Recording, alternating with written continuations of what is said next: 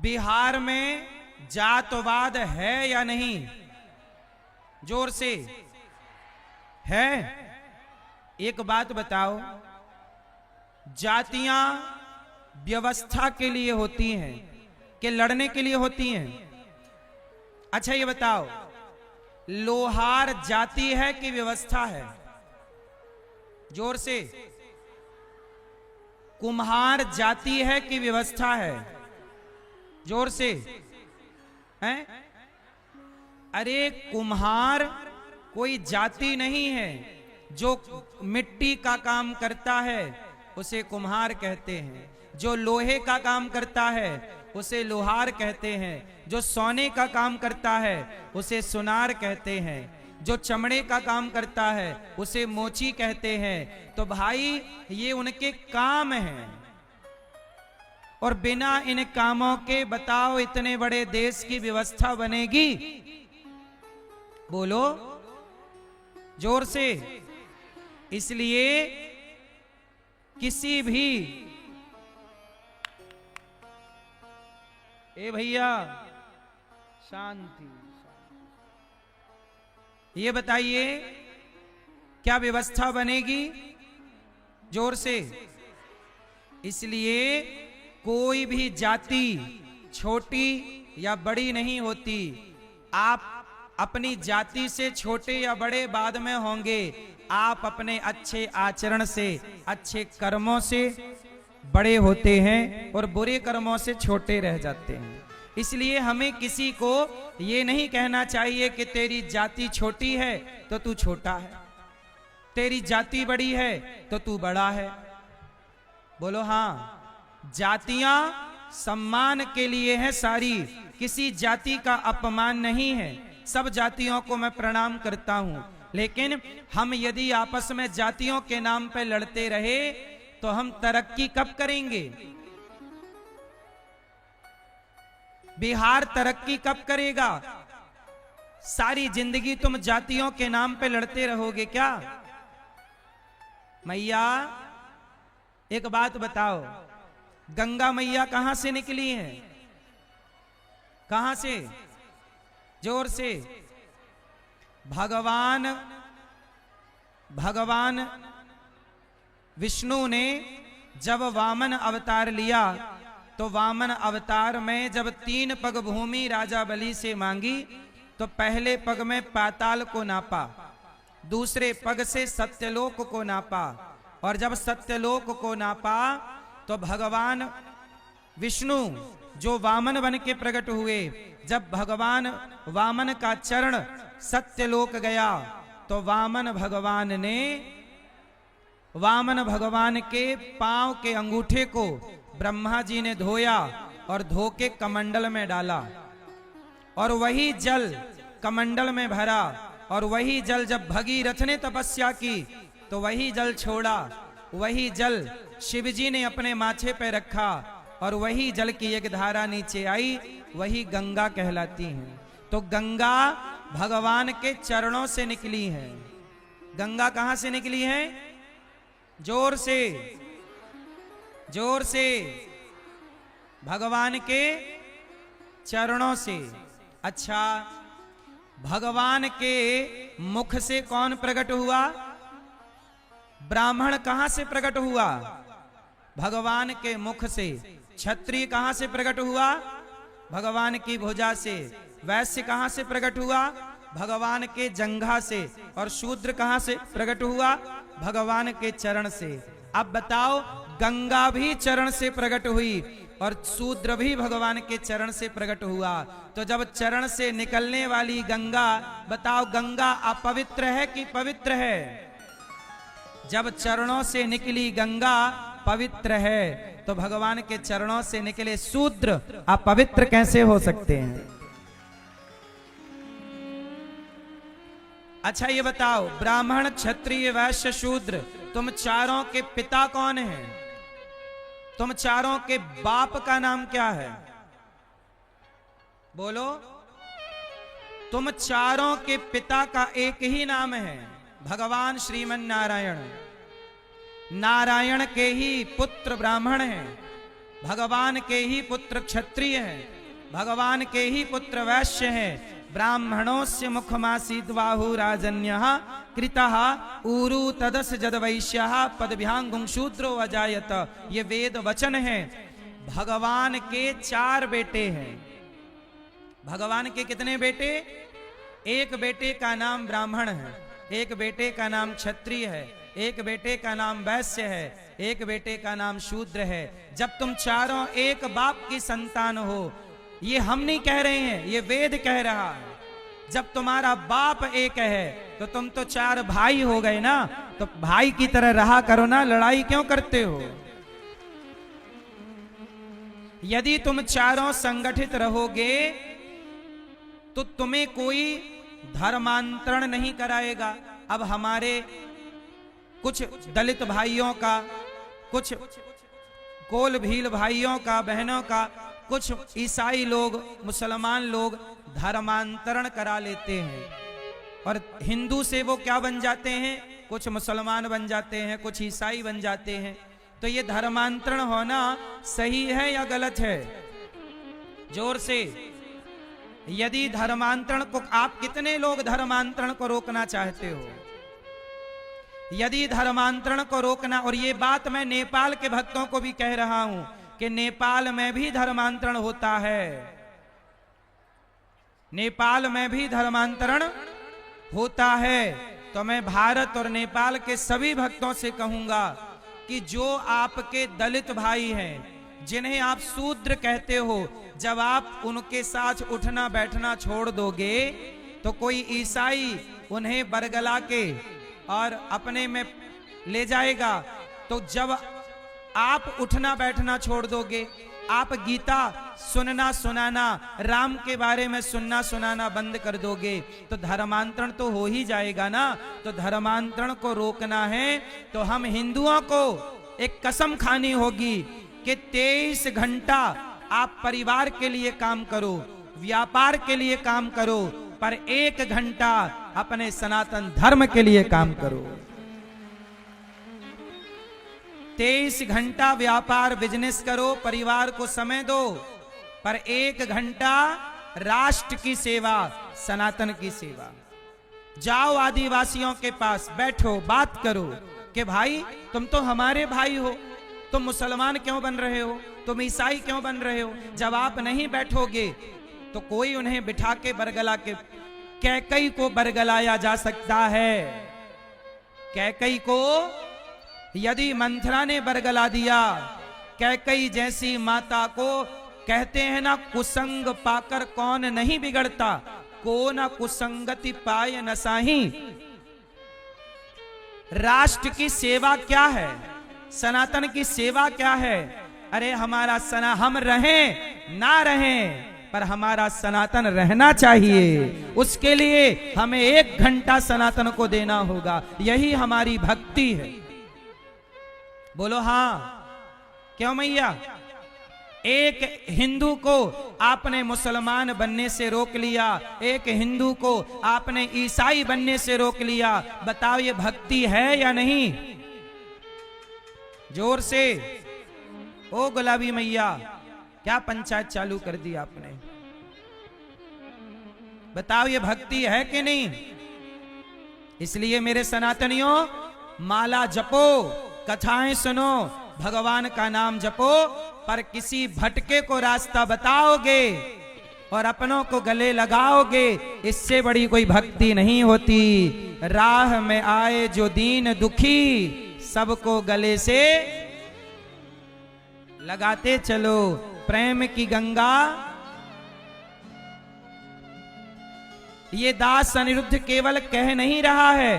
गौरी गोपाल आश्रम में हमारे पास 311 माताएं हैं, 311 वृद्ध माएं।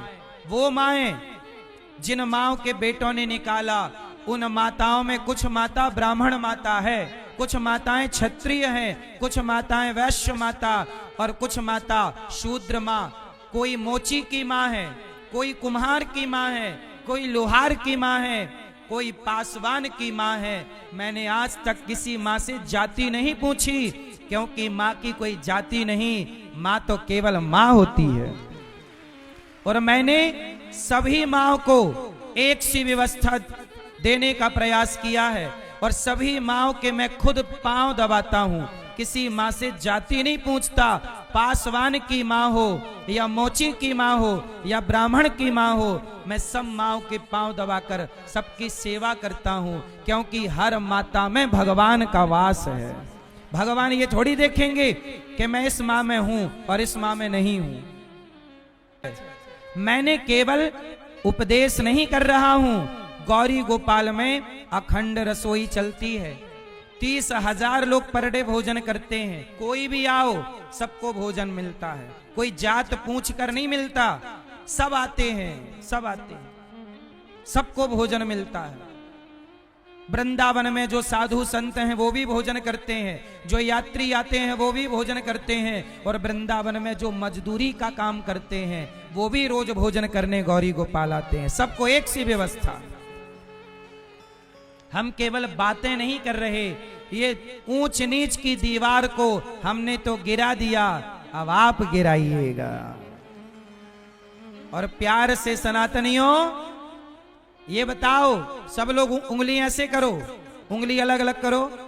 तुम्हारी उंगली अलग अलग रहेंगी ना, कोई भी तोड़ देगा, लेकिन ये सारा संगठित करो, जरा मुट्ठी बनाओ। अब ये किसी को एक ठूसा पड़ गया ना मुंह पे, तो दांत टूटेंगे कि नहीं? बोलो हाँ। यदि बिखरे रहोगे ना तो कोई भी तुम्हें तोड़ मरोड़ के चला जाएगा, पर संगठित रहोगे तो तुम सब पे भारी पड़ जाओगे। जहां सुमति तहां संपत्ति नाना, जहां कुमति तहां विपत्ति निदाना। तो कितने लोग मुझे वचन देंगे मेरी मां कि सनातनियों, चाहे ब्राह्मण क्षत्रिय वैश्य शूद्र कोई भी हो, हमें सबको गले लगाना चाहिए। कितने लोग मुझे पक्का वादा करेंगे कि छुआछूत की भावना नहीं। मैया, क्या छुआछूत की भावना होना चाहिए? मेरे सामने कोई मोची पड़ा है, उसकी मां है, तो वो कोई भी मां हो, मुझे उसकी दवाई करा सकता हूं तो कराऊं, रोटी दिला सकता हूं तो दूं, उसकी बेटी का ब्याह करा सकता हूं तो करूं।